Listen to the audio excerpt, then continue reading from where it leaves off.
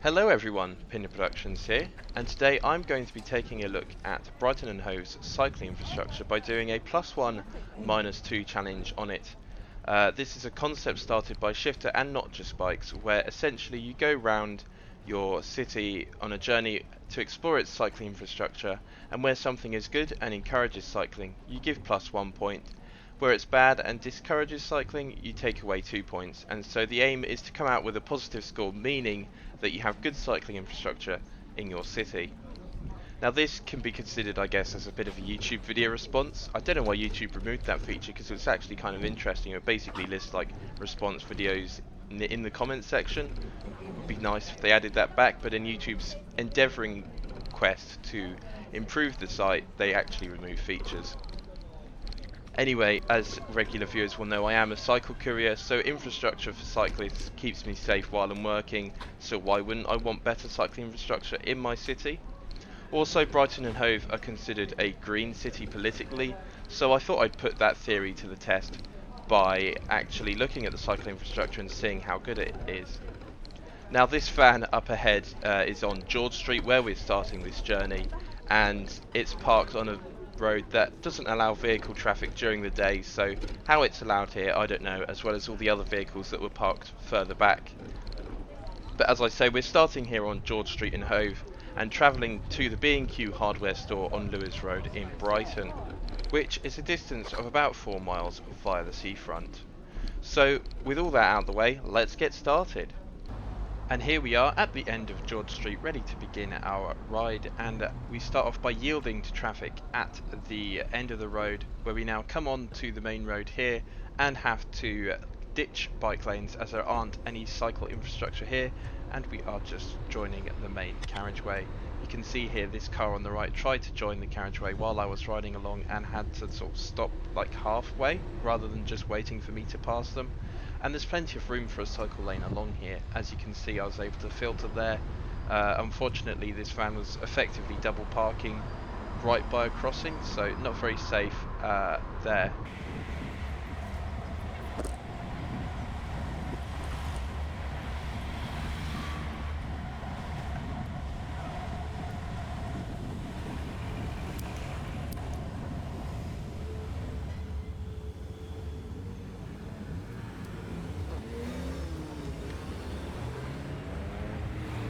Now at the end of this road we have to go right, which isn't a very good way of going right. You just go right effectively as a motor vehicle, so not exactly safe infrastructure, so I'm going to give that a -2. And then here as well there was a vehicle parked in the bike lane on double yellows blocking my route, so that's going to be another -2 points there.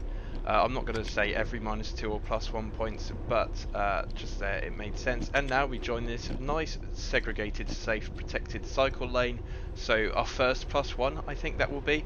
But this is great. It's slightly separated from the doors, so you don't have a huge risk of being hit by car doors. Would be nice if the cars weren't parked alongside, but the curb does help to create a bit of separation, so very nice to see this on such a huge avenue. Here we have a floating bus stop, so that's good to separate buses from bicycles. Now here we have to move across to the right to go straight across as a bicycle.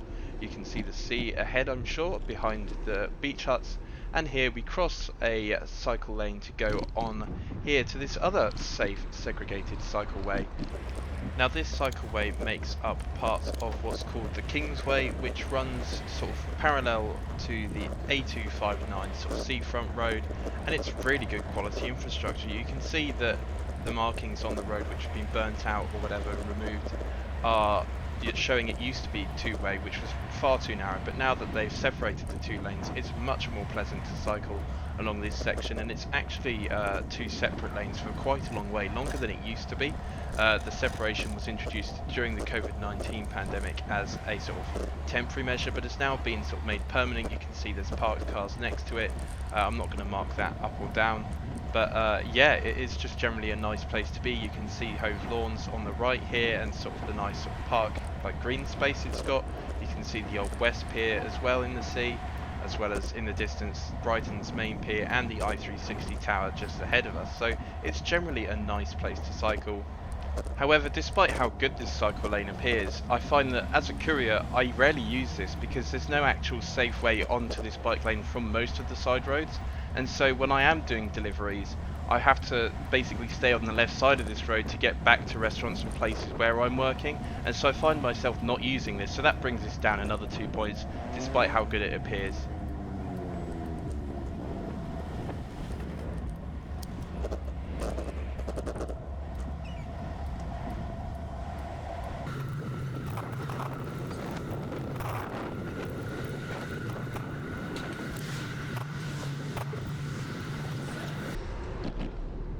And here is where we now approach where the lane becomes bi-directional and sort of shared off the road and on the sort of pavement area. There's a giveaway line for the people going in my direction, but it was clear today so we could just continue through, and now you can see from the arrows that it is bi-directional and the other lane is no longer on the road area. So it used to be two-way very briefly during the first lockdown, but it was made just that first section. This left turn is good onto West Street into town. There's a blue sign there and there's a push button. Push buttons, they aren't great, but it at least gives a dedicated phase in the light signals to go up into town via West Street, which is very nice indeed.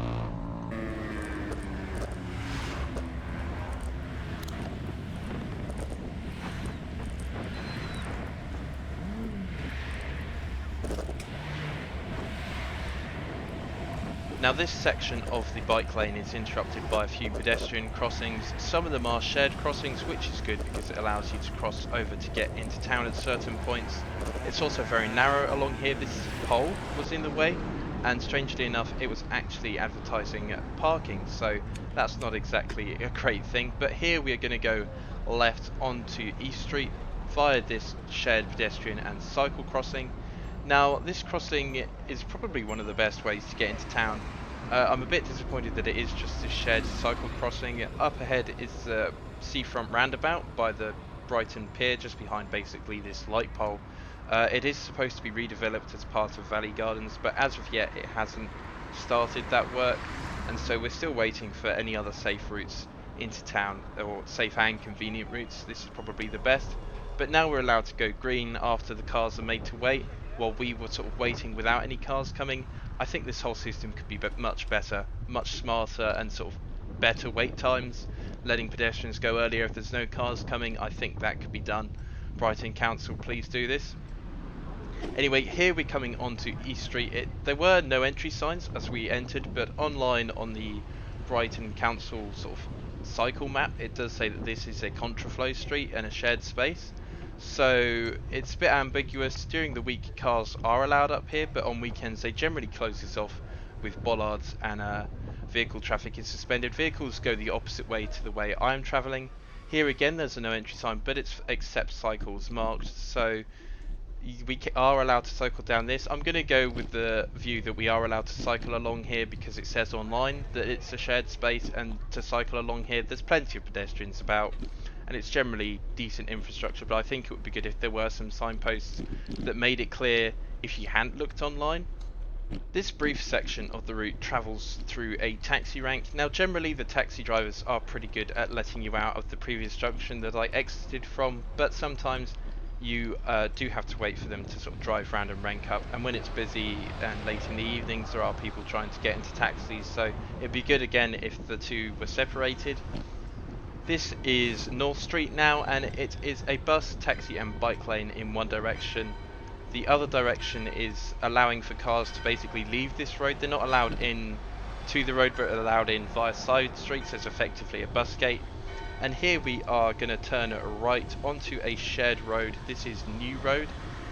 Again, this is pretty good infrastructure. There's no actual cycle markings, but you are allowed to cycle along here in each direction. And it is a shared space, which does mean that you have to sort of watch out for pedestrians.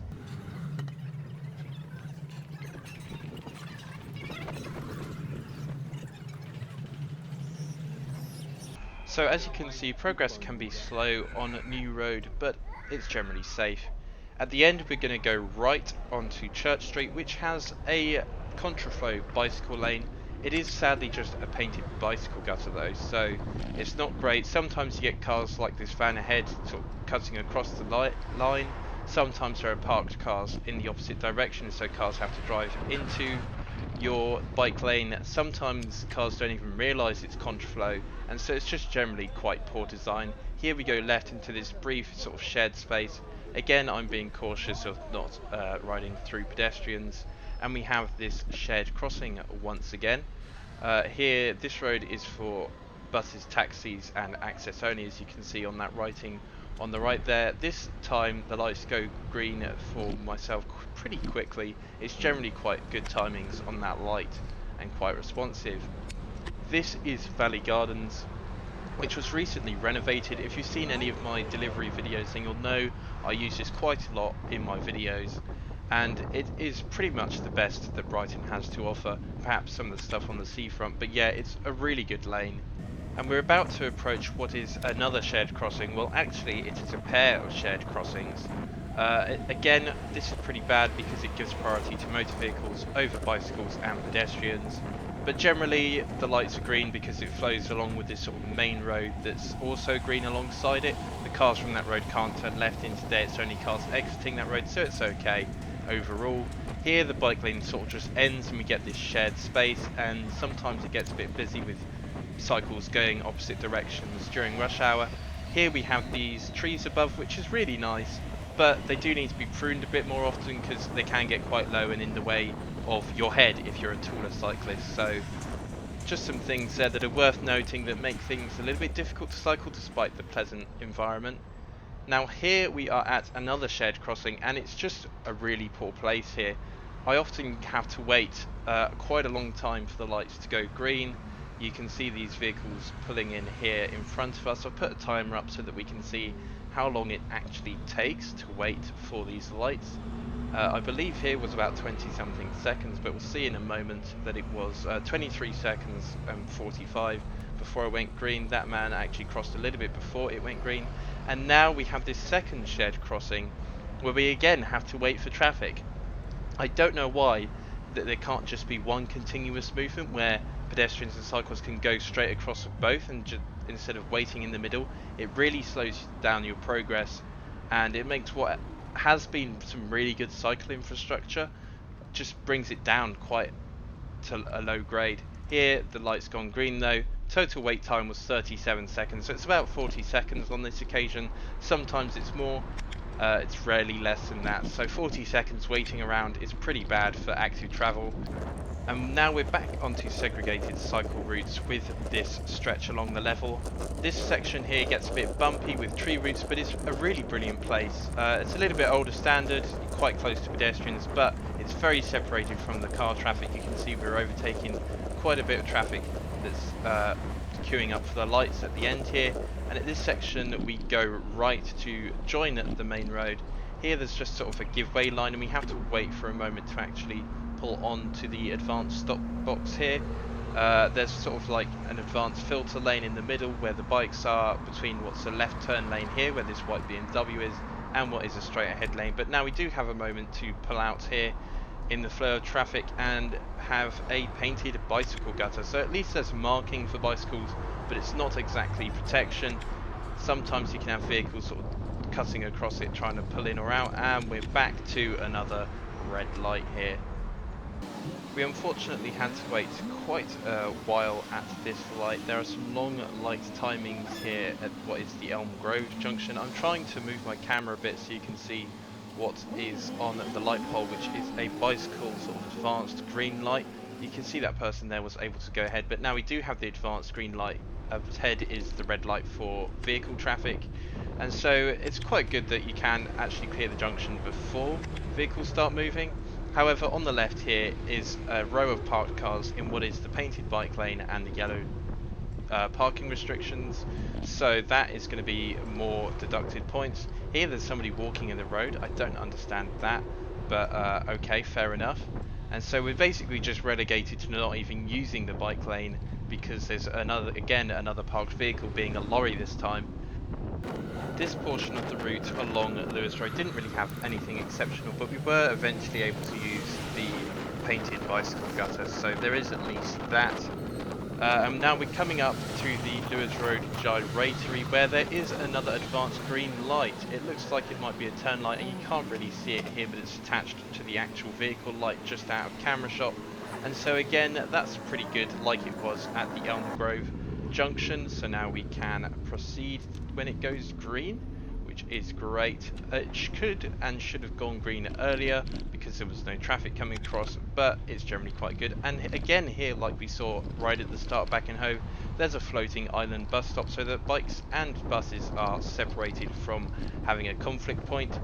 This section of bike lane, although painted, is pretty poor because it's got about 3 driveways for the supermarket and a left turn lane that cars have to cross, and I have nearly come into conflict with drivers which have been trying to turn left into my path, so not very good infrastructure there, definitely needs improving.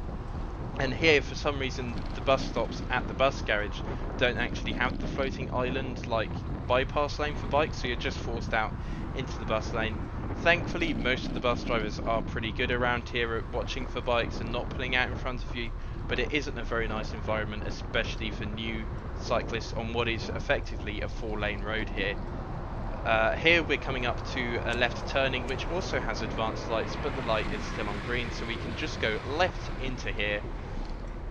And we're almost at the retail park, just got to go right at what is a mini roundabout. No bike infrastructure in this section.